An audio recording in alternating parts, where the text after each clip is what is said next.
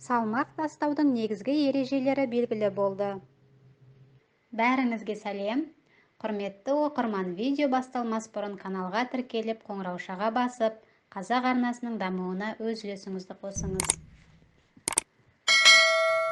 Семіздік бойынша денсаулық сақтау саласының маманы Аманда Блэк диетаның салмақ тастау кезінде тиімсіз екенін айтты.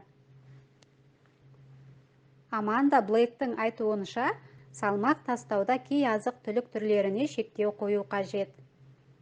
Ең әуелі, адам салмақ жоғалтпас бұрын жақсы тамақтануы керек. Себебі күнделікті тұтынатын тағам адам ағзасының дұрыс жұмыс істеуіне ықпалын тигізеді.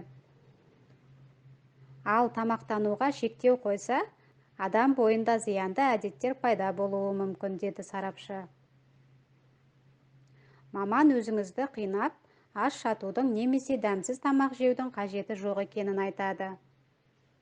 Әрқашан жеткілікті мөлшерде қалыпты тамақтанып отырсаңыз, тез арықтауға болады. Қатты тойып алып жемеу керек. Тамақтану процесіне саналы түрде қарап, одан ләззат алуды үйренсеңіз, аз болса да құнарлы тамақтануды әдетке айналдырасыз, дейді Аманда Блэк. Бұдан бөлек, ол тамақты жаман немесе жақсы деп бөлудің мағынасыз екенін атап өтті. Артық салмақтан арыла алмай жүргендердің басты проблемасы ол зиянды өнімдерді жеуден емес, керісінше шамадан тыс тамақтанудан болып отыр.